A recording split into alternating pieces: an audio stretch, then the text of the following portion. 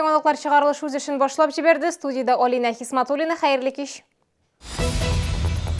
Укучылар һәм студентлар күбәйде, маршрут автобусларына утырып китү өчен шәһәрдәшләрнең әлеге зары буенча тукталышларга Ләйсән Ханова чыкты. Шәһәрдәшкә өй каршында бакча ясаган өчен штраф салганнар, 20 еллап торган кыйманы сүтәргә кушалар. Ни өчен? Яшь әниләр коляска белән сөт кухняларына керә алмый, шифаханәләрдә пандуслар юк. Бу законлымы?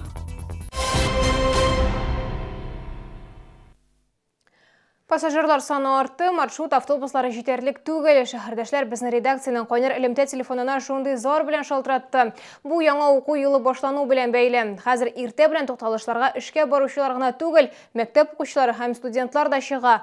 Проблема турында тулырак хәбәрчебез Ләйсән Ханова сюжетында. Безнең иҗат төркеме инде иртәнге 8 яртыда пединститут тукталышында басып тора иде. Монда һәр вакыт кеше күп. Пассажирлар саны яңа уку елы башлангач тагын да артты. Автобусларга керү өчен урын юк дип зарлана шәһәрдәшләр. Кеше күбәйе, автобусларда бик күп кеше. Хәзер автобуслар күбрәк булса бик әйбәт булыр иде. Как в том году было, так и в этом году. Ну, минут 10-15. Җәмәгать транспорты белән проблема башка проспектларда да бар. Шуманда, мәсәлән, автобуслар тулып килә. Шуңа күрә күпләре хәтта туктап та тормый. Ә инде зур автобуслар без тукталышта торган арада гел үтмәде. Укучылар бик күп күбәйделәр инде, и транспортта йөрү авыррак була башлады. Бөтенесе техникумга таба баралар. Шуңа бөтен укучылар утыралар. Монда хотя бы 1-2 автобус, зур автобус кирәк. 11-ле йөридер. Хәзер мин аны күрмим инде. Җәй буена күрмәдем. Менә уку елы биткәчтен туктадылар алар йөрүләрен. Хәзер инде менә һаман җибәрмиләр. Мәскәү проспекты буенча да кеше күп сыдырышлы автобуслар сирәк йөри ди шәһәрдәшләр. Бу бигрәк тә өлкән яшьтәгеләргә, яшь балалы әниләргә һәм физик мөмкинлекләре чикле шәһәрдәшләргә кыенлык тудыра. Но сегодня не было еще, вот минут 10 стою, пока нет еще. Почаще бы, конечно, лучше. Потому что такие газели, вот мы пенсионеры ездим проездами, они ворчат постоянно, грубят, в общем. Вот поэтому мы хотим большие автобусы почаще ездили. Пассажирлар йөртү белән шөгыльләнүчеләр әйтүенчә, зур автобусларның урамнарда аз йөрүе әле бакчачылык сезоны дәвам итүгә бәйле. Алар халыкны дачаларга йөртү белән мәшгуль. Ә инде маршрут автобусларына килгәндә, аларның графигын үзгәртергә ышандырдылар. Мы ходили в одну сторону, все направление было заводчанам.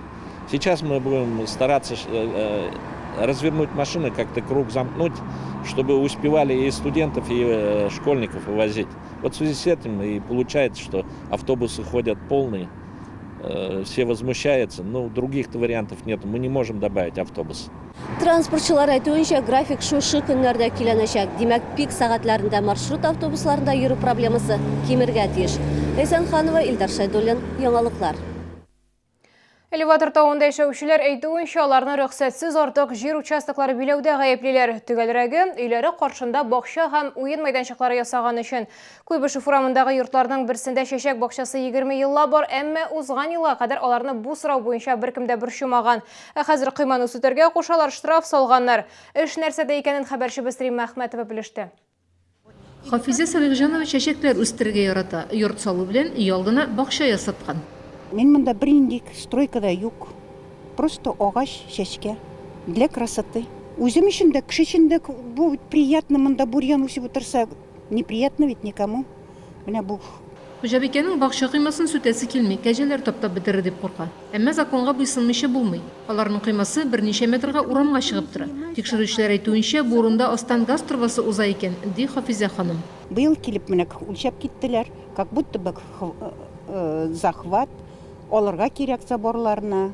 Тауда бу проблема бик күпләргә кагыла, чөнки күбесе кыймаларын тиешле сызыктан алгарак чыгып куйганнар. Кагыйдәне бузучылар күп, әмма административ штрафны бөтен кешегә дә тигез салмыйлар, дип зарлана халык. Бусы инде вакыт эше. Әкренләп закон барлык йортларга да килеп җитәчәк. Әмма Орджоникидзе урамындагы балалар мәйданчыгына хуҗалары рөхсәт алуга ирешкән. Бу йортта күп балалы гаилә яши. У нас разрешение есть, мы с администрации разрешение брали, у нас документы все есть. Исегезгә төшерәбез. Үз белдегең белән җир участогы бүлеп алган өчен законда административ штраф каралган. Физик затлар өчен ул 5000 сумнан 10000 сумга кадәр, вазифаи затларга 20 меңнән 50 меңгә кадәр, ә юридик затларга 100 мең сумнан 200 меңгә кадәр. Римма Әхмәтова, Илдар Шайдуллин, Яңалыклар. Әгәр сезнең идея булса проблема борчыса, шатлыклы хәбәр җиткерәсегез килсә, безнең редакциянең кайнар элемтә телефонына шалтыратыгыз. 51-31-31 номеры тәүлек дәвамында эшли. Кыска гудоктан соң хәбәрегезне әйтегез. Безнең корреспондентлар сезнең белән элемтәгә кереп проблемагызны хәл итәргә булышыр. Шалтыраткач исемегезне һәм телефон номерыгызны калдырырга онытмагыз. Сөт кухнясына коляска белән киреп булмый. Безнең редакциянең кайнар элемтә телефонына шундый зор белән яшь әниләр мөрәҗәгать итте. Балалар шифаханәләрендә урнашкан сөт кухняларында пандуслар юк. Ата-аналарга коляскаларны баскычтан күтәреп алып менәргә, я урамда калдырырга туры килә. Ни өчен сөт тарату пунктларында пандуслар каралмаган? Хәбәрчебез Мәрьям Файрушина сюжетында. А ребенок и молочка, а как я занесу и вынесу? Сөт тарату пунктларында пандуслар юк. Яшь әниләр әйтүенчә, алар бинага керер алдыннан колясканы урамда калдыралар, я баскычтан күтәреп алып менәләр. Поликлиниканы яңартканнан соң уңай якка үзгәреш булыр дип өметләнгән булганнар. Был когда ремонт, я уже спрашивала вот у женщины, которая работает в этой молочной кухне, когда же нам сделают пандус. Она говорит, я не знаю. Мондай пандуслы җирләр бөтен җирдә дә бар. Поликлиника хезмәткәрләре әйтүенчә, сөт кухнясына балалар коляскасы белән керү санитар һәм янгын куркынычсызлыгы таләпләренә туры килми. Мәсәлән, капиталь төзекләндерү вакытында 2нче балалар поликлиникасында сөт кухнясы янында коляскаларны рәшәткәгә чылбыр белән бәйләп куяр өчен махсус урын ясаганнар. Проект буенча сөт кухнясына пандус каралмаган. Килгән сөт алырга килгән кешеләр өчен махсус урыннар оештырылган. Биредә видеокамералар да бар, тик ата-аналар коляскаларны махсус урында калдырырга әле ияләнмәгән. Мәрьям Файрушина, Элдар Шайдуллин, яңалыклар. Велосипедта йөргәндә балага шлем кигерергә, аны гадәти куркынычсызлык кагыйдәләренә өйрәтергә. Бу яшь кешенең сәламәтлеген саклау, иминлеген кайгырту дигән сүз. Чалда ел сайын 15 меңнән алып 17 меңгә кадәр бала имгәнеп хастаханәгә эләгә. Быел андыйларның саны 12 меңгә җиткән. Бүген балалар имгәнү турында мэриядә узган матбугат конференциясендә сөйләделәр. Бәхеткә үлүчеләр юк. Табиблар әйтүенчә, күп нәрсә әти-әниләрнең балаларга игътибарлы булуыннан да тора. Учить их соблюдать правила дорожного движения, слезть с велосипеда, перейти пешеходку как положено, да? Пешком рядышком велосипед, ездить по велосипедным дорожкам, не уходить за трассы, не прыгать в бассейн, если с тобой рядом нет, не лезьте на крышу домов. Это наше семейное воспитание. Статистика күрсәткәнчә, балалар 1 яшькә кадәр вакытта иң аз травма ала, чөнки ата-ана һәр вакыт янәшәдә. 1 яшьтән алып 5 яшькә кадәр нәниләр күп очракта агуланып, егылып төшеп, яки тәннәре пешеп хастаханәгә эләгә. Ә инде яшь-үсмерләр нигездә урамда имгәнә, һәм аның иң зур өлеше юл транспорт һәлакәтләренә туры килә.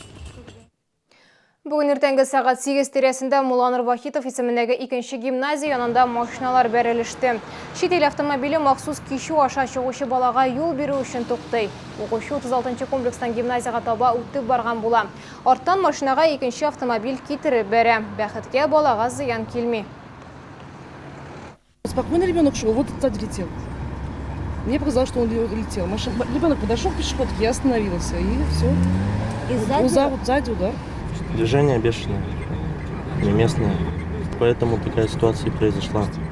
Исегезгә төшерәм, хәзер шәһәрдә игътибар балалар бөтен Россия акциясе дәвам итә. Җәй айларында Чаллы юлларында 37 авариядә 48 бала зыян күрде. Бу сезгә ишкерәсе соңгы мәгълүматыбыз иде. Мин Алина Хисматуллина, сезнең белән сау булашам, игътибарыгыз өчен рәхмәт.